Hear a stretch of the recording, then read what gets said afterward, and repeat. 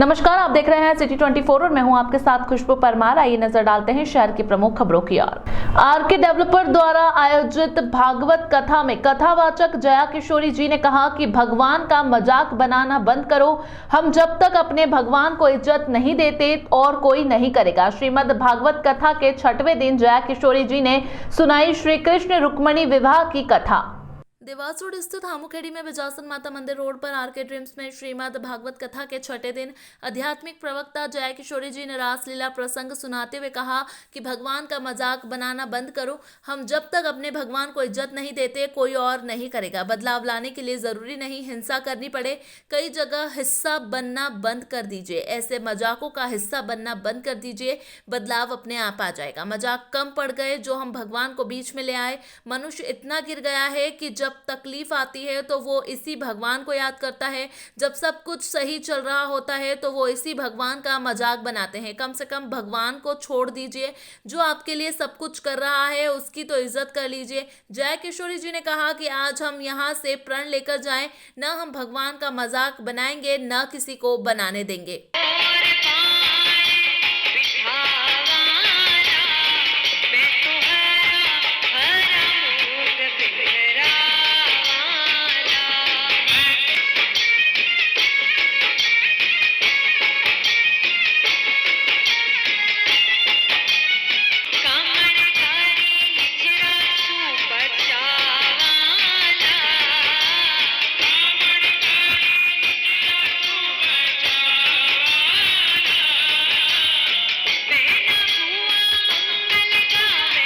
आयोजक राकेश अग्रवाल ने बताया कि कथा में जया किशोरी जी ने कंसवध, रासलीला, गोपी उद्धव संवाद की कथा सुनाई। श्री कृष्ण रुक्मणी विवाह धूमधाम से हुआ।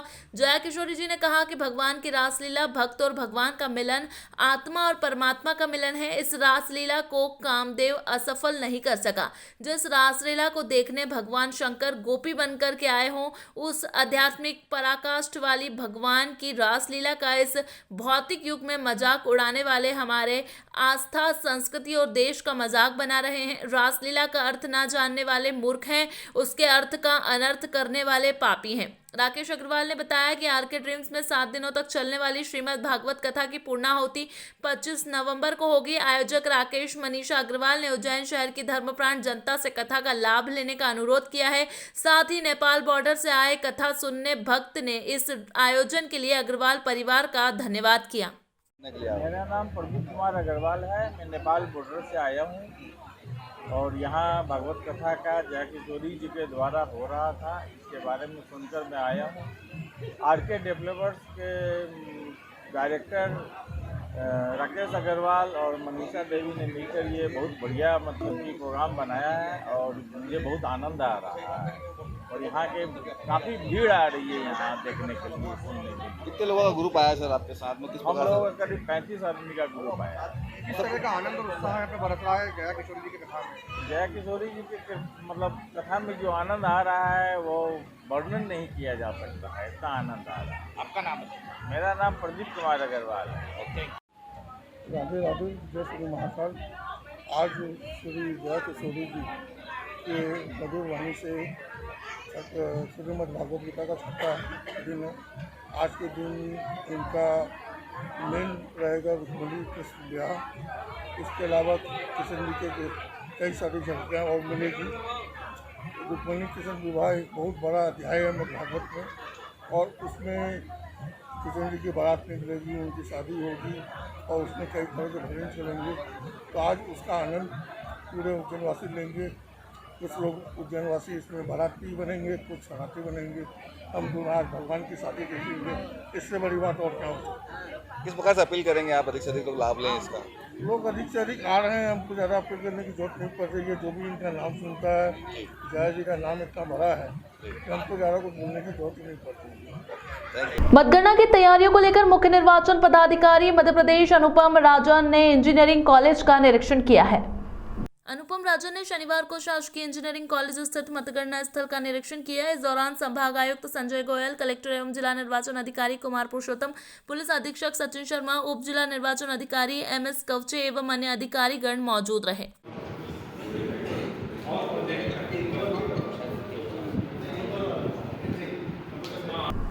रामघाट स्थित शनि मंदिर पर हंगामा, अवैध निर्माण की शिकायत पर कार्रवाई करने पहुंची थी निगम की टीम। हिंदुवादी संगठन के हस्तक्षेप के बाद रुकी कार्रवाई। रामघाट पर छोटी पुलिया के पास स्थित शनि मंदिर पर शनिवार दोपहर जमकर हंगामा हो गया। दरअसल नगर निगम की रिमूवल गैंग निगम अधिकारी पीसी यादव के साथ कार्रवाई करने पहुंची थी। शुक्रवार रात से ही शनि मंदिर पर धार्मिक आयोजन किए जा रहे हैं। ऐसे में अचानक नगर निगम की टीम के पहुंचने से वहां मौजूद श्रद्धालुओं में आक्रोश फैल गया। जानकारी लगते ही श्री श्री 1008 महामंडलेश्वर मां मंदाकिनीपुरी जी महाराज एवं हिंदुवादी संगठन के लोग मौके पर पहुंचे और विरोध किया। महामंडलेश्वर मां मंदाकिनी ने कहा कि नगर निगम की टीम को किया मंदिर ही तोड़ने के लिए नजर आते हैं। शहर में कई अवैध निर्माण दबंगों द्वारा कर लिए रहे हैं, पर वह नगर निगम अभी तक नहीं पहुंची। काफी देर चले हंगामे के बाद उच्च अधिकारियों तक मामला पहुंचा और कार्रवाई को स्थगित कर दिया गया। हालांकि इस संबंध में नगर निगम अधिकारी पीसी यादव ने कुछ भी बोलने से मना कर दिया। शनि मंदिर के पुजारी धर्मेंद्र जोशी ने बताया कि मंदिर पर धार्मिक आयोजन चल रहा है और किसी तरह का अवैध निर्माण फिलहाल नहीं है। झूठी शिकायत पर नगर निगम के अधिकारी परेशान कर रहे हैं। क्या दिक्कत आ रही है आपको? यहाँ श्री सिप्रेश्वर शनि मंदिर है, प्राचीन मंदिर है। यहाँ पर नगर निगम की टीम कल भी आई थी, निरीक्षण करके चली गई। आज पूरी टीम पूरे बल के साथ में ही थी मंदिर को तोड़ने के लिए, और उन्होंने पूर्णतः देखा कि यहाँ पर कोई दुकान नहीं है। जांच करी, हमने जाके उनके पास देखा, जाके वो बात करी उनसे, वो संगठन के लोग आए थे, उन्होंने सबने बात करी उनसे, यहाँ पर कोई दुकान नहीं पाई गई। उसके बाद पूर्णतः हर बार मंदिर की शिकायत क्यों होती है? यहाँ इतने बाजार में इतनी दुकान लगी है आसपास इधर क्षेत्र में, उनकी कोई शिकायत नहीं है। बस मंदिर की हर बार फर्जी कंप्लेन कर करके हर बार मंदिर को टारगेट क्यों बनाया जा रहा है? कुछ पता है कौन करते हैं? ये बस कोई सेवा समिति बता रहा है, कोई घाट समिति बता रहा है, कोई कौन सी समिति बता रहा है, कौन सा क्या है। ये सब फर्जी लोग हैं और बस सिर्फ मंदिर की शिकायत करेंगे, इसके अलावा किसी की शिकायत नहीं कर रहे हैं। यहाँ पे कोई अवैध निर्माण वाला कुछ करा है? कोई अवैध निर्माण नहीं किया गया। यहाँ पर पूर्ण में बारिश आई थी तो पूरा टीन शेड बेच गया था, तो वो टीन शेड अभी वापस लगना है, अभी लगा नहीं है। अभी पूरा खुला मंदिर है। आपका नाम? धर्मेंद्र जोशी, श्री सिप्रेश्वर सिद्ध शनि मंदिर, धर्मेंद्र जोशी नाम है मेरा। विगत दिनों त्रिवेणी विहार कॉलोनी में हुई लाखों रुपए की चोरी व चिमनगंज थाना क्षेत्र में आगजनी की घटना का पुलिस ने किया खुलासा। 2 आरोपी हुए गिरफ्तार। शहर में लगातार चोरी की घटना का सिलसिला बढ़ता ही जा रहा है। पुलिस द्वारा इन पर अंकुश लगाने के लिए लगातार प्रयास किए जा रहे हैं। इधर नागजरी थाना क्षेत्र के त्रिवेणी विहार कॉलोनी में विगत दिनों गिरीश वर्मा अपने परिवार के साथ महानंदा नगर में अपने पिताजी से मिलने गए थे। जब वे लौटे तो उनके घर के दरवाजे का ताला टूटा हुआ मिला, जिसकी सूचना नागजरी पुलिस को दे दी गई। पुलिस ने तत्काल केस दर्ज कर मामला जाँच में लिया था। क्राइम ब्रांच साइबर नागजरी थाना पुलिस पूरे मामले में लगाया गया था। पुलिस ने चिन्हित कर 2 आरोपियों को हिरासत में लिया था। पूछताछ में आरोपियों ने घटना को कबूल लिया। आरोपी घर की रेकी कर चोरी की घटनाओं का अंजाम देते थे। एक आरोपी घर के बाहर खड़ा रहता था, वह एक घटना को अंजाम देता था। आज पुलिस कंट्रोल रूम पर अतिरिक्त पुलिस अधीक्षक शहर गुरु प्रसाद पाराशर मामले का खुलासा किया। वहीं आरोपियों से पूछताछ की गई तो आरोपियों ने घटना को कबूल लिया। विगत दिनों थाना क्षेत्र में एक कैफे में आगजनी की घटना को अंजाम दिया था, जिसमें आरोपी के भाई के साथ कैफे संचालक का विवाद हुआ था, जिसका बदला लेने के लिए आरोपी ने आज जाने की घटना का अंजाम दिया। सर, एक चोरी का खुलासा किया गया 11 तारीख की शाम को,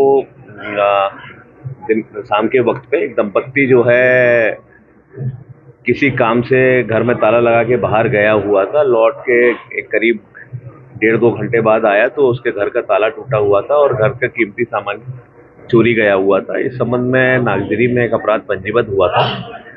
इसमें जो है उज्जैन पुलिस थाना नागजरी और क्राइम ब्रांच द्वारा लगातार प्रयास करके ग्राउंड नेटवर्क से और टेक्निकल एविडेंसेस से उनका विश्लेषण करके जो है 2 आरोपियों को अरेस्ट किया गया है। जितना मछलू का घटनास्थल से चोरी गया था सारा का सारा मछलू का इसमें जब्त किया गया है। 2 आरोपी इसमें अरेस्ट किए गए हैं। इनका बैक प्रीवियस क्रिमिनल रिकॉर्ड भी है। इन आरोपियों से घटना के बारे में और अन्य साथीदारों के बारे में और अन्य घटनाओं के बारे में भी पूछताछ की जा रही है। इनकी मोडस ऑपरेंडी ऐसे रहती थी, ये 2 व्हीलर पे जो है मूव करते थे और ऐसी कॉलोनियों में घूमते रहते थे। एक जब घर का ताला लगा हुआ देख लेते थे या कोई अपना ताला लगा के जा रहा है इस तरह की जानकारी ले लेते थे, तो फिर एक लड़का जो है बाहर चौकस रहता था, नजर रखता था, और एक लड़का घर के अंदर जाता था और आला जरब से जो है उसका नकूचा वगैरह ताला तोड़ के और वैल्यूएबल्स की चोरी करते थे। जब इन लड़कों से पूछताछ की गई तो 12 तारीख की रात्रि में एक कैफे में चिमनगंज थाना क्षेत्र के आग लगी थी, जिस संबंध में थाने में अपराध पंजीबद्ध था। उस घटना के बारे में भी इनसे जो है पूछताछ हुई, तो उसमें जो है इस घटना के बारे में भी खुलासा हुआ। क्या कारण था? इस घटना का जो प्रारंभिक तौर पे पूछताछ में कारण सामने आया है, आरोपी के भाई का कैफे संचालक के साथ में कुछ वाद विवाद हुआ था, जिसमें जो है उसने कैफे में इस घटना को अंजाम दिया है। फिलहाल वक्त हो चुका है एक छोटे से ब्रेक का, फिर मुलाकात होगी ब्रेक के बाद। जय श्री महाकाल। आप सभी शहरवासियों को माहेश्वरी नमकीन की ओर से दीपावली की हार्दिक हार्दिक शुभकामना। इस बार दीपावली मनाइए उज्जैन के प्रसिद्ध माहेश्वरी के नमकीन एवं मिठाइयों के साथ। माहेश्वरी के नमकीन एवं मिठाइयाँ, स्वाद ऐसा जो सबके मन भाए, शुद्धता एवं स्वाद का अद्भुत संगम। माहेश्वरी के नमकीन एवं मिठाइयाँ eat right approve RO water से निर्मित शुद्ध एवं कम फैट में बना हुआ नमकीन, लेबोरेटरी टेस्ट क्वालिटी। और हाँ, माहेश्वरी नमकीन पर एक बार तेल के इस्तेमाल के बाद दोबारा जले हुए तेल का इस्तेमाल नहीं होता। नमकीन में 120 तरह की वैरायटियों का अद्भुत संगम, स्वाद ऐसा जो सबकी जुबान पर चढ़ जाए। माहेश्वरी के नमकीन एवं मिठाइयाँ होटल साईं पैलेस के पास, महाकाल वाणिज्य के सामने, नानाखेड़ा, उज्जैन। माहेश्वरी नमकीन की एक और ब्रांच अमर सिंह मार्ग, फ्रीगंज, उज्जैन। माहेश्वरी नमकीन आपसे निवेदन करता है कि राष्ट्रहित में मतदान अवश्य करें। मतदान आपका अधिकार है।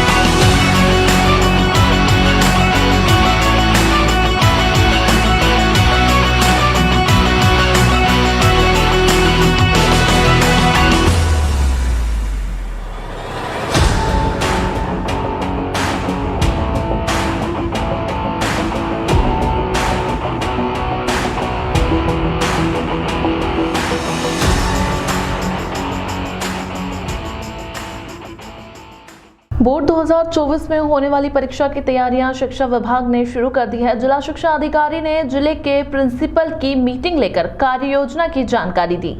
जिला शिक्षा अधिकारी आनंद शर्मा के नेतृत्व में हुई इस मीटिंग में प्रश्न बैंक एवं मॉडल प्रश्न पत्र की सहायता से परीक्षा फल को बेहतर करने का फॉर्मूला दिया गया।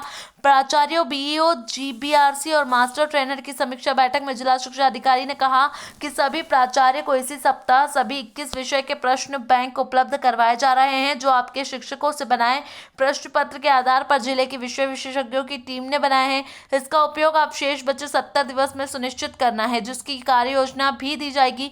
बैठक के प्रथम सत्र में विभाग के सभी सेक्शन पर प्रभारियों द्वारा जानकारी दी गई। इसमें प्रमुख स्थापना, सतर्कता, क्रीड़ा योजना, आईटी सेल, लेखा, व्यावसायिक छात्रावास प्रमुख थे। बैठक के द्वितीय सत्र में समग्र शिक्षा अभियान की वित्तीय व्यवस्था, दिव्यांग सुविधा भत्ता, अधिसंरचना विकास, वार्षिक कार्ययोजना, आईटीसी एवं वोकेशनल प्रस्ताव, नियमित उपस्थिति के संबंध में पीपीटी के माध्यम से एडीपीसी गिरीश तिवारी ने क्रियान्वयन बिंदु बताते हुए सभी ऑनलाइन कार्य समय सीमा में करने की हिदायत दी।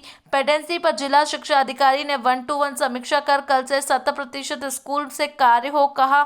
इस अवसर पर सभी 6 विषयों के कोर्स डायरेक्टर ने अपने अपने विषय की बारीकियों पर चर्चा की। वहीं सभी बीईओ ने भी संबोधित किया। जिला शिक्षा अधिकारी एवं एडीपीसी द्वारा त्रैमासिक परीक्षा फल समीक्षा करते हुए निदानात्मक कक्षा संचालन पर जोर दिया, क्योंकि त्रैमासिक के आधार पर कुल 9,756 विद्यार्थी में से 7,779 विद्यार्थी तो डी एवं ई ग्रेड में हैं।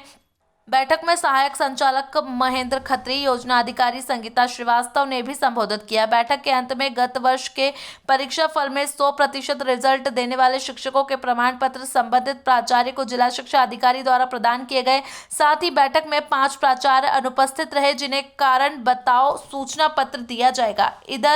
इनमें बंदरबेला, बरड़िया, जुटावड़ा, कुटीखेड़ा, कन्या घटिया के प्राचार्य उपस्थित थे। की परीक्षाएं शुरू होने वाली है, उसके लिए क्या तैयारी विभाग ने करी है सर? अभी कल हमने सारे प्राचार्यों के साथ चर्चा की है, बातचीत दिन भर हमारी समीक्षा हुई है, जिसमें हमने त्रैमासिक परीक्षा जो हुई थी उसके परीक्षा परिणामों की समीक्षा भी की है जी।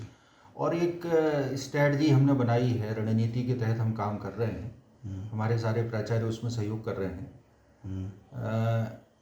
जैसा हम सभी को मालूम है, केवल आज की डेट से अगर काउंट करें, चूँकि 6 फरवरी से परीक्षाएं हैं, तो हमारे पास केवल 37 कार्य दिवस बचे हैं जी।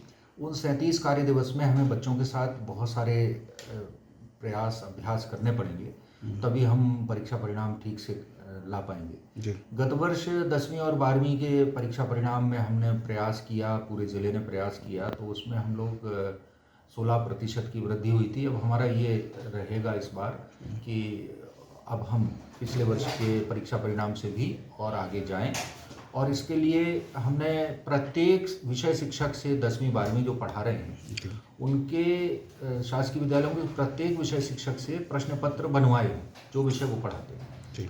उन प्रश्न पत्रों को एकत्रित करके 205 जो हमारे हाई स्कूल हायर सेकेंडरी हैं उनमें सारे प्रश्न पत्र विषयवार एकत्रित करके जो हमारे मास्टर ट्रेनर, विषय विशेषज्ञ हैं, कोर्स डायरेक्टर हैं, उनकी 5 सदस्यीय टीम है, उनने पूरे प्रश्न पत्रों में से प्रश्न समेकित किए, इकट्ठे किए, और उसके बाद उसका एक प्रश्न बैंक हमने तैयार कर लिया।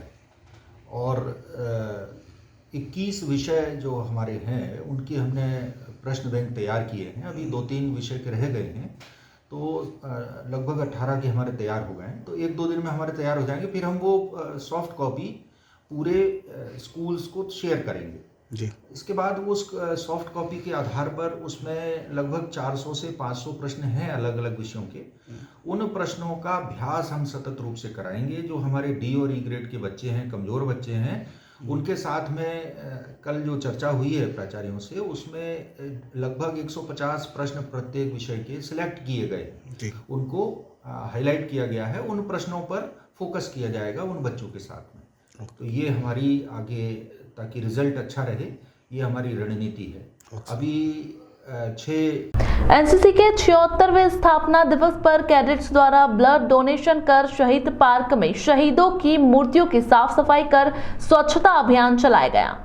एनसीसी के 76वें स्थापना दिवस सप्ताह अंतर्गत कैडेट्स द्वारा ब्लड डोनेशन कर शहीद पार्क में शहीदों की मूर्तियों की साफ सफाई कर स्वच्छता अभियान चलाया गया। उक्त आयोजन कर्नल ज्ञान प्रकाश चौधरी, सेना मेडल कमान अधिकारी 10 मध्य प्रदेश बटालियन एनसीसी उज्जैन के मार्गदर्शन में कैप्टन डॉक्टर मोहन निमोले व कैप्टन डॉक्टर कन्या मेड़ा के नेतृत्व में संपन्न हुआ। रक्तदान करने वाले कैडेट्स को प्राचार्य डॉक्टर JL बरमैया, शासकीय माधव महाविद्यालय उज्जैन ने अपने उद्बोधन में बताया कि विश्व का सबसे बड़ा वर्दीदार युवा संगठन राष्ट्रीय कैडेट कोर एनसीसी है। एनसीसी का स्थापना दिवस हर साल नवंबर माह के चौथे रविवार को मनाया जाता है। एनसीसी का आदर्श वाक्य एकता और अनुशासन है। कैडेट्स को एनसीसी के स्थापना दिवस की शुभकामनाएं प्रेषित कर उज्जवल भविष्य की कामनाएं प्रेषित कर रक्तदान का महत्व बताया गया। कैडेट्स के उत्साह वर्धन हेतु सूबेदार मेजर निर्मल सिंह, हवलदार अमरदीप सिंह द्वारा ब्लड डोनेट किया गया। इस अवसर पर बटालियन के सूबेदार major Nirmal Singh, training officer सूबेदार गुरुतेज सिंह,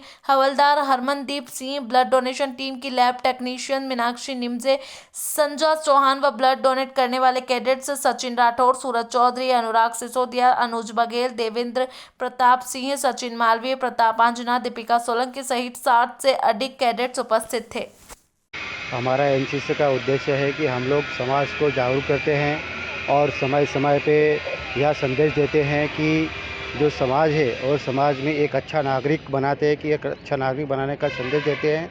और जो हमारी देश की सारी एक्टिविटी है, जैसे ब्लड डोनेशन करना है, साफ़ सफाई करना है। यह जो अभी हमारा देश का जो एक बहुत बड़ा अभियान चला है, स्वच्छ भारत अभियान, इसके तहत हम लोग जगह जगह पे जाकर साफ़ सफाई करवाने का संदेश देते हैं जनता को। और अभी हमारा ये वर्तमान समय है, जो हमारा एनसीसी डे है, जो एक सप्ताह चलता है। हम लोगों ने जितने भी शहीद पार्क पे जितने हमारे क्रांतिवीर महामानव जो है, उनको हमने भी उनके जितने भी स्टेचू लगे उनको साफ़ सफाई करके भी संदेश दिया है कि जनता भी अपने समय समय पे हमारे क्रांतिकारियों को इसके अवसर पर याद करे और उनकी साफ़ सफाई करे। मैं कैप्टन कन्या मेड़ा जी एनसीसी दिल्ली के मार्गदर्शन में 10 MP बटालियन के सीओ कर्नल ज्ञान प्रकाश चौधरी सेना मेडल के विशेष नेतृत्व में 10 MP बटालियन के एनसीसी कैडेट आज ब्लड डोनेशन करने के लिए यहाँ पर आए हैं जिला अस्पताल में, और 22 कैडेट हमारे ब्लड डोनेट करने जा रहे हैं। हम लोगों ने इसके बाद श्रद्धांजलि का कार्यक्रम रखा है 26 जनवरी को शहीद पार्क पे, और इसके बाद हम लोग सतत स्वच्छता अभियान चला रहे हैं। इसके बाद हमारे जो शहीद है उनके बारे में उन जो स्थल है उनको हम स्वच्छ कर रहे हैं, और कल्चरल कार्यक्रम का आयोजन भी किया गया है 26 तारीख को एनसीसी कैडेट के नेतृत्व में। क्या नाम है? मैं captain Mohan Nimole, 10 MP battalion NCC Ujjain. Charak Bhavan अस्पताल में मेडिकल स्टाफ द्वारा विश्व एंटीबायोटिक जन जागरूकता दिवस मनाया गया। अक्सर देखा जाता है कि सर्दी जुकाम जैसी मामूली सी बीमारी होने पर हम अपनी ही मर्जी से एंटीबायोटिक दवा का सेवन कर लेते हैं, जो कि आने वाले समय में हमारे शरीर के लिए हानिकारक होता है। इससे लगातार सेवन से हमारे शरीर की रोग प्रतिरोधक क्षमता प्रभावित होती है। ये कहना है जिला अस्पताल के सिविल सर्जन PN वर्मा का। विश्व एंटीबायोटिक दिवस के उपलक्ष्य में स्वास्थ्य विभाग द्वारा चलाए जा रहे जन जागरूकता अभियान के तहत जिला अस्पताल के सिविल सर्जन PN वर्मा ने बताया कि किसी भी आम व्यक्ति को कम से कम एंटीबायोटिक दवा का उपयोग करना चाहिए। साथ ही बिना डॉक्टर के परामर्श के इन दवाओं के उपयोग को कम या ज्यादा या फिर बंद करना करें। इस अभियान के तहत संपूर्ण जिले में सभी डॉक्टरों को ये निर्देश दिए गए कि वह अपने यहाँ आने वाले मरीजों को इस संबंध में जागरूक करें। इसके अलावा ग्रामीण क्षेत्रों में अवैध रूप से संचालित होने वाले क्लिनिक पर भी कार्रवाई की जाएगी। एंटीबायोटिक के अधिक सेवन से ठीक नहीं होगा बीमारियां। 2 वर्मा का कहना है कि बिना डॉक्टर के परामर्श के लिए बिना मेडिकल से किसी भी प्रकार की एंटीबायोटिक दवा का सेवन नहीं किया जाना चाहिए। अगर एंटीबायोटिक का उपयोग किया जाता है तो आने वाले समय में शरीर में होने वाली बीमारियों का इलाज संभव होगा। ये क्या है, एंटीबायोटिक रेसिस्टेंस डेवलप हो रहा है, जिससे कि आगे चल के मरीज़ का इलाज जो है एंटीबायोटिक से नहीं हो पाएगा, तो जो बीमारियां हैं वो ठीक नहीं होंगी। इसके लिए एक जनता को ये आदेश वो है, एक सुझाव है कि आप एंटीबायोटिक स्वयं न लें। जब भी आपको दवाई लेनी है कि किसी प्रशिक्षित डॉक्टर के अंतर्गत दवा लें। सेल्फ मेडिकेशन ना करें, स्वयं का इलाज खुद ना करें। मेडिकल स्टोर से दवाई लेके न खाएं, या थोड़ी बहुत जो जानकार हैं उनसे, जो प्राइवेट प्रैक्टिशनर हैं जिनको की कोई डिग्री नहीं है, जिनको झोला छाप डॉक्टर बोलते हैं, उनसे इलाज न कराएं। अपना इलाज प्रशिक्षित डॉक्टर से ही कराएं, और एंटीबायोटिक कभी भी अपनी मर्जी से न लें, ना अपनी मर्जी से बंद करें उसको, ना उसका डोज घटाएं, ना उसका डोज बढ़ाएं। तो इसके क्या कुछ जनता के अवेयरनेस के तो लिए हम जैसे आपको ही बुलाया है एक समाचार पत्रों से। दूसरा, जो डॉक्टर्स हैं उनको भी बताया जा रहा है कि भाई ये दवाइयाँ जो है अत्यधिक यूज़ ना हो, कम भी यूज़ ना करें, प्रॉपर उसमें यूज़ करें, ठीक है। दूसरा, जो एग्रीकल्चर में यूज़ हो रहा है एंटीबायोटिक्स, उसके लिए भी जो है कम से कम यूज़ हो। वेटनरी में भी एंटीबायोटिक कम से कम यूज़ हो, ऐसा सभी डिपार्टमेंट्स को बोला जा रहा है। WHO भी इसके ऊपर बहुत बड़ा जो है अभियान चला रहे हैं, गवर्नमेंट्स भी अपने अभियान चला रही है। हम लोग भी सभी लोगों से यही कह रहे हैं कि एंटीबायोटिक्स जो है किसी के बिना गाइडेंस के स्वयं ना खाएं। के लिए CMHO साहब ने आदेश जारी कर दिए हैं, टीम बना दी हैं। वो टीम जाएंगी जो भी गाँव में जहाँ भी प्राइवेट प्रैक्टिशनर हैं, वो क्या इसके लिए अधिकृत हैं, क्या ये इसके लिए प्रशिक्षित हैं, क्या उनको ज्ञान है। जैसे कोई डिग्री वाले हैं, MBBS हैं, BMS हैं, जो लोग डिग्री वाले डॉक्टर्स हैं वो तो ठीक है, लेकिन जो लोग थोड़ा बहुत ज्ञान कहीं से ले लेते हैं, नर्सिंग होम से या किसी डॉक्टर के अंतर्गत जो काम करके थोड़ा बहुत ज्ञान ले लेते हैं, या मेडिकल स्टोर्स पे जो दवाइयाँ बिकती हैं उनके ऊपर हम लोग अंकुश लगा रहे हैं। शिप्रा नदी के दत्ता अखाड़ा क्षेत्र में अपने परिवार के साथ स्नान करने आए 10 वर्षीय युवक को डूबने से तैराक दल के सदस्यों ने बचाया है। श्रद्धालु का मोबाइल भी पानी में गिर गया था, उसे भी निकाल कर दिया गया है। शिप्रा नदी के दत्ता अखाड़ा क्षेत्र में आए दिन श्रद्धालुओं के डूबने की खबर सामने आ रही है। आज दत्ता अखाड़ा क्षेत्र में जब एक युवक डूब रहा था तो उसे बचाने के लिए उसकी मां भी नदी में उतर गई। होमगार्ड ऑफिस पर बैठे तैराक दल के सदस्यों ने जब ये दृश्य देखा तो वह तत्काल नाव लेकर घटनास्थल पर पहुंचे।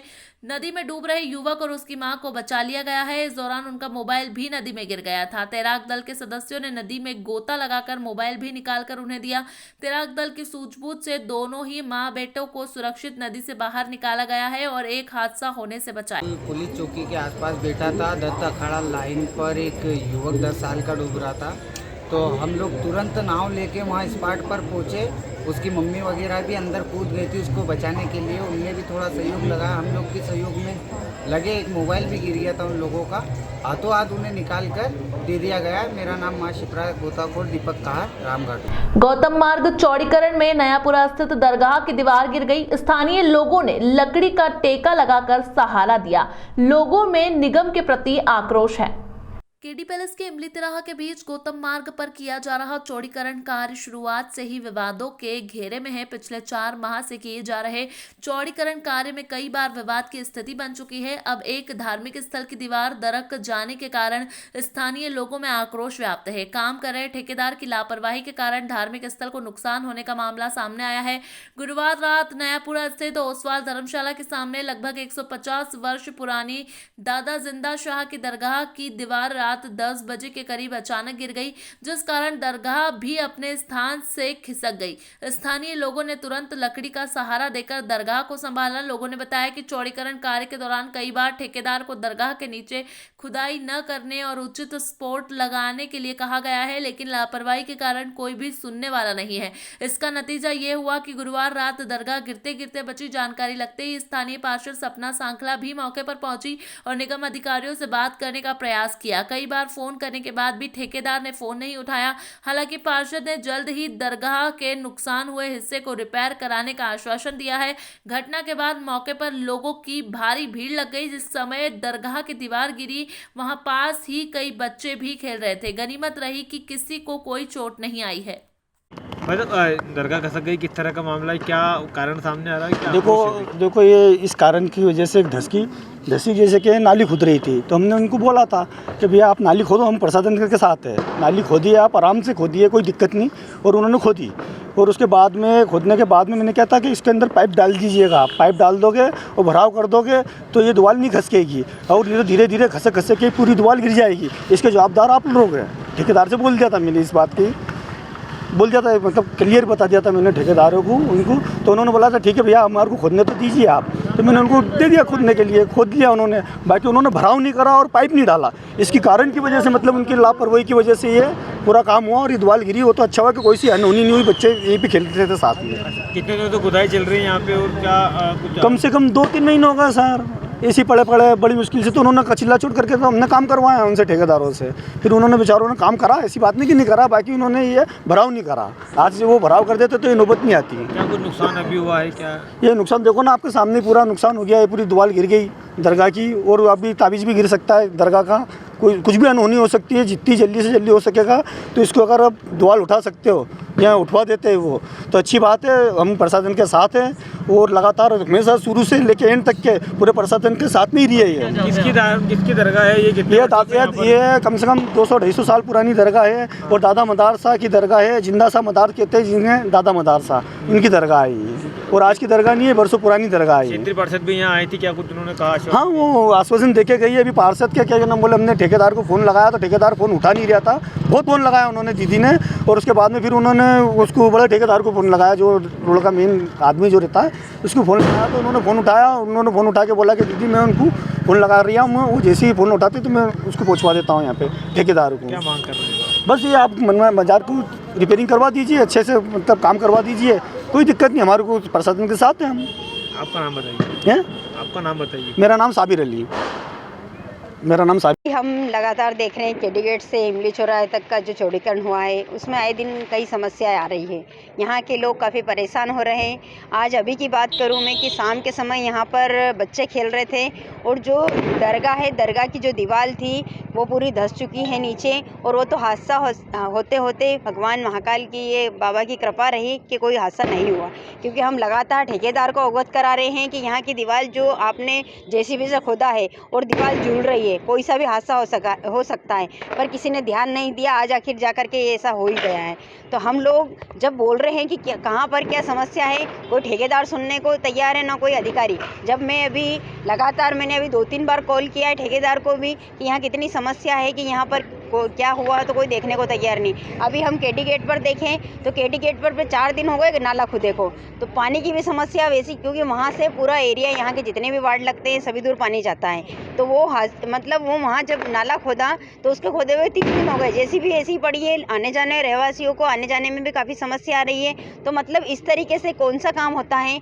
हमने देखा है कहीं काम, जहाँ पर भी काम चले हैं आज तक चौड़ीकरण हुआ है, लगातार हर काम तेज़ी से होते हैं। और यहाँ तो ऐसा है कि जो जहाँ काम पड़ा है वो वैसा के वैसा ही है। केवल लोगों को परेशान करने का काम यहाँ के जिस ठेकेदार ने लिया, ठेकेदार और यहाँ के जितने भी नगर निगम के अधिकारी हैं, जो लोग डेली यहाँ पर निकल रहे हैं, देख रहे हैं, उन सबको भी दिख रहा है कि कोई समस्या है, पर कोई देखने को तैयार नहीं है। बात भी की है ठेकेदार से। बात यह है कि कोई सा भी धर्म स्थल हो, चाहे मंदिर हो चाहे मस्जिद हो, एक आस्था का केंद्र होता है। जब मंदिर सारे हटेंगे या मस्जिद हटेंगे, जब हमारे यहाँ के लोगों ने सबने तो मन बना भी लिया है कि बाई चांस कभी मंदिर या मस्जिद जो भी हटेंगे तो हम यहाँ पर जगह नहीं तो कहीं भी स्थान परिवर्तन कर लेंगे। वो जगह भी देख लिए, पर वो निर्णय तो हो, जब निर्णय होगा तो हम खुद यहाँ से हटा लेंगे। पर जब तक निर्णय नहीं हो रहा है, जब तक न तो कोई मंदिर हटेगा न मस्जिद हटेगी। अभी फिलहाल जो नहीं कराएंगे। मैंने अभी यहाँ पर मनोज राजवानी जी को कॉल किया है कि साहब तत्काल यहाँ पर ठेकेदार कोई भी आने को तैयार नहीं है, आप तत्काल आकर के देखें कि किस तरह के हालात है। बाई चांस ऐसा हो सकता है कि वो दरगाह भी गिर सकती है। आपने खुद ने देखा है कि वो बिल्कुल टेका लगा के हमने अभी इसको वहीं पर थोड़ा सा रोक रखा है। ऐसा भी हो सकता है कि वो दरगाह खुद ही नीचे आ जाएगी अगर नहीं ध्यान दिया गया। लाल जी और यही यहाँ कर जो जिसने लिया है निकुंज पटेल साहब, तो वो उन लोगों को भी पता है। जब ये यहाँ पर नाली बनी थी ना, उसी समय मैंने अवगत करा दिया था कि ये यहाँ पर जो छोटी सी दीवार के अंदर टिका हुआ है और बाई चांस ये दीवार गिरेगी तो यहाँ कोई भी हादसा हो सकता है, पर अभी किसी ने ध्यान नहीं। मुख्यमंत्री शिवराज सिंह चौहान ने पत्नी साधना सिंह के साथ आज बाबा महाकाल मंदिर में की पूजन अर्चन। मीडिया से चर्चा में कहा, कांग्रेस द्वारा पनौती शब्द का इस्तेमाल करना ये बताता है कि उनकी बुद्धि मारी गई है, वह अंधे हो गए हैं। प्रदेश के मुख्यमंत्री शिवराज सिंह चौहान शुक्रवार रात्रि को उज्जैन के विश्व प्रसिद्ध बाबा महाकालेश्वर के मंदिर पहुंचे। इससे पहले वे यहां के अति प्राचीन शक्तिपीठ माता हरसिद्धि मंदिर और मंगलनाथ मंदिर में भी दर्शन करने पहुंचे। मुख्यमंत्री के साथ उनकी पत्नी साधना सिंह भी मौजूद रही। महाकाल मंदिर में गर्भगृह में पहुंचकर पूजन अर्चन किया। इसके बाद वे नंदी हॉल में बैठे, जहां उन्होंने शिव आराधना की। इस दौरान पंडित पुजारी ने मंत्रोच्चारण किए। मंत्री ने मीडिया से चर्चा के दौरान कहा कि महाकाल महाराज की शरण में आने का उन्हें सौभाग्य मिला है। उनकी स्वयं की इच्छा थी और बाबा महाकाल ने भी उन्हें बुलाया, इसलिए वे बाबा महाकाल के चरणों में प्रणाम करने व आशीर्वाद लेने आए हैं। देश प्रदेश की जनता की सुख व कल्याण की कामना की गई। उन्होंने कहा कि आज मन आनंद से भरा हुआ है और रोम रोम पुलकित है। 5 राज्यों में चुनाव परिणाम को लेकर कहा कि प्रधानमंत्री नरेंद्र मोदी भारत को भगवान का वरदान है। उनके नेतृत्व में जो देश की प्रगति हुई है वह अकल्पनीय व अद्भुत है। पूरा विश्वास है कि भाजपा को सभी राज्यों में भारी सफलता मिलेगी। इसके साथ ही 2024 में मोदी जी के नेतृत्व में फिर से केंद्र सरकार बनेगी। राजस्थान चुनाव में राहुल गांधी द्वारा प्रधानमंत्री को लेकर पनौती शब्द के इस्तेमाल पर कहा गया कि कांग्रेस की बुद्धि मारी गई है, वे अंधे हो गए हैं। क्रिकेट में भारत की हार पर जब पूरे देश की जनता की आंखों में आंसू थे, तब कांग्रेसी खुशी में व्यंग कर रहे थे।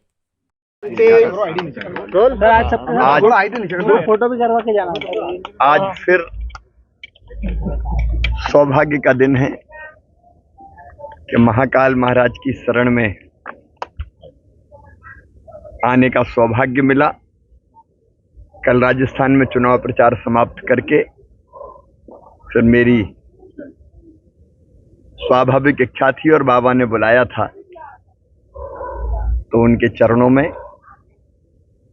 प्रणाम करने, उनका आशीर्वाद लेने हम सब लोग आए और उनके चरणों में यही प्रार्थना की कि मध्य प्रदेश की जनता और देश की जनता भी सब सुखी हो, निरोग हो, मंगल हो, कल्याण हो और उनका आशीर्वाद ऐसा मिले कि सबका कल्याण लगातार जारी रहे।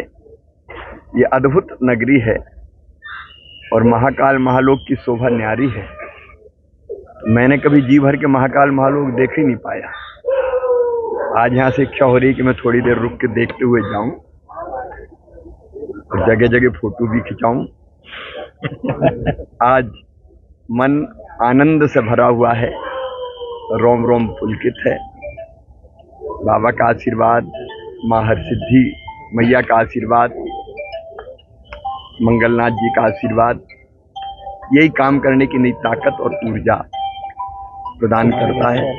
देखिए, मानव जीवन का सदुपयोग हो, सफल और सार्थक हो, और वो होता है लोगों की सेवा में, भारत माता के चरणों की सेवा में। इसी भाव से भारतीय जनता पार्टी के हम सब कार्यकर्ता हैं, क्योंकि भारतीय जनता पार्टी ही अपने देश को प्रधानमंत्री श्रीमान नरेंद्र मोदी जी के नेतृत्व में एक वैभवशाली, गौरवशाली, संपन्न, समृद्ध और शक्तिशाली भारत का निर्माण हो रहा है। और उस निर्माण में हम सब भी यथाशक्ति अपना अपना योगदान देते हैं। एक बार बाबा के चरणों में प्रणाम और मध्य प्रदेश की जनता के चरणों में भी प्रणाम। साहब, 5 राज्यों में चुनाव चल रहे हैं, क्या लगता है आपको? आप जब भी बाबा महाकाल के दरबार में आए, भरपूर आशीर्वाद मिला है, इस बार क्या लग रहा है? यहाँ आके मैं सब भूल जाता हूँ, लेकिन जो लग रहा है, नरेंद्र मोदी जी भारत को भगवान का वरदान है, पर उनके नेतृत्व में जितनी प्रगति अपने देश की हुई है वो अकल्पनीय और अद्भुत है। मैंने पहले पढ़ा था बचपन में, भारतीय संस्कृति के 6 स्वर्णिम अध्याय। अगर स्वर्णिम अध्याय आज मैं कहूं सबसे बड़ा, तो नरेंद्र मोदी जी के नेतृत्व में भारत की प्रगति और विकास का, भारत के गौरवगान का और भारत को विश्वगुरु के पद पर अधिष्ठित करने का हो रहा है। और हम सबको ये अंदर से आत्मसंतोष है कि हम भी अपना उसमें योगदान दे पा रहे हैं। और मेरा पूरा विश्वास है कि भारतीय जनता पार्टी भारत के वैभव, गौरव को आगे बढ़ाने के लिए और भौतिकता की अग्नि में दग्ध विश्व मानवता को शाश्वत शांति के पथ का दिग्दर्शन कराने के लिए भारतीय जनता पार्टी को भारी सफलता सभी राज्यों में मिलेगी। और 2024 में श्रीमान नरेंद्र मोदी जी के नेतृत्व में फिर केंद्र सरकार बनेगी। देश आगे बढ़ रहा है, देश आगे बढ़ता है। कल राजस्थान में मतदान है, पनौती शब्द पर आप क्या कहेंगे? ये कांग्रेस का मानसिक दिवालियापन नहीं है, उनकी बुद्धि मारी गई है। जाको प्रभु दारुण दुख दे ही, ताकि मति पहले हर ले ही। और पूरे देश की आंखों में, जनता की आंखों में आंसू थे भारत की हार पे, लेकिन ये इसलिए खुश हो रहे थे कि मोदी जी चले गए, भारत हार गया, मजा आ गया। अब ये भाव तो देश द्रोह की सीमा तक जाता है। एक तरह से देश की जीत पे जब देश की करोड़ों लोग आंखों में आंसू लिए, ऐसा असह दर्द और दुख झेल रहे थे, तब वो खुशी मना के व्यंग कर रहे थे कि मोदी जी चले गए। मोदी जी ने समाज के हर वर्ग का और खिलाड़ियों का भी जितना ध्यान रखा है, खेल को बढ़ाने के जितने प्रयत्न किए पहले भारत में कभी नहीं हुए। और हमारी टीम शानदार 10 मैच लगातार जीती। अब क्रिकेट बाई चांस होता है, एक आध हार गया तो कौन सा आसमान टूट गया, लेकिन हर चीज को कैसे भुना ले मोदी विरोध में, तो ये अंधे हो गए हैं। सचमुच में राष्ट्रीय शर्म हो गए हैं राहुल गांधी। सर एक सब आएंगे। सर एक सवाल, नागजिर स्थित बाल गृह से 3 बच्चे भागे हैं। एक बच्चा मुंबई का और 2 बच्चे राजस्थान के रहने वाले थे। तीनों बच्चे कमरे की ग्रिल तोड़कर भागे हैं। नागजिरी पुलिस तीनों की तलाश कर रही है। आपको बता दें कि लालपुर स्थित बाल गृह से शुक्रवार शाम को 3 बच्चे खिड़की तोड़कर फरार हो गए। तीनों बच्चों में से एक मुंबई निवासी था जो कि अपना घर छोड़कर भागा था, जो कि उज्जैन जीआरपी के माध्यम से सीडब्ल्यूसी पहुंचा था। वहीं 2 बच्चे राजस्थान के बताए जा रहे हैं जो कि शाजापुर सीडब्ल्यूसी के माध्यम से उज्जैन बाल गृह पहुंचे थे। जानकारी मिली कि राजस्थान निवासी फरार दोनों बच्चे सोमवार को ही बाल गृह पहुंचे थे। तीनों एक साथ बाल गृह के कमरे की खिड़की तोड़कर फरार हुए हैं। गृह से 3 बालकों के जाने की सूचना प्राप्त हुई है। उनकी फोटोज आदि लेके पुलिस उनकी सरगर्मी से तलाश कर रही है। हमें पूर्ण विश्वास है कि उनको जल्दी से ही हम खोज लेंगे। सर, कई बार देखा जाता है कि बाल संरक्षण केंद्र से वहाँ से भाग जाते हैं, उसके बाद कोई न कोई। देखिए, बाल संरक्षण गृह से बालक भागने की घटना हुई है, लेकिन उनको दस्तयाब करने की भी घटना हुई है। ये कहीं चले जाते हैं, उनको वापस दस्तयाब करके उनको उसी सुधार गृह में भेजा जाता है और हम शीघ्र इन 3 बालकों को खोज लेंगे। सर, उज्जैन में लगातार चोरियां होती जा रही है, वो पुलिस। देखिए, 3 बच्चे जो हैं यहाँ से संस्था से वॉशरूम की खिड़की जो है तोड़ के और कहीं निकल गए हैं और 10 मिनट पहले ही मेरी उनसे बातचीत हुई थी और वो वॉशरूम जा रहे थे। अब चूँकि एक बच्चा कपड़े चेंज कर रहा था तो बच्चे जो अंदर थे रूम में और वो कब खिड़की तोड़ के चले गए हमको पता ही नहीं चल पाया। और जैसे ही हम लोगों ने बच्चों को देखने के लिए भेजा तो पता लगा कि खिड़की टूटी हुई है। तब हमें पता लगा, 10 मिनट में ही फिर हम लोगों ने जो है हमारे यहाँ के स्टाफ के समस्त कर्मचारियों को बच्चों को ढूंढने के लिए भेजा और वरिष्ठ अधिकारी को सूचना दी। ये 3:30 बजे के लगभग की घटना है। मधुमती सिरोले सैक संचय। प्रसिद्ध कथावाचक जया किशोरी जी ने बाबा महाकाल की भस्म आरती में शामिल होकर बाबा महाकाल का आशीर्वाद लिया।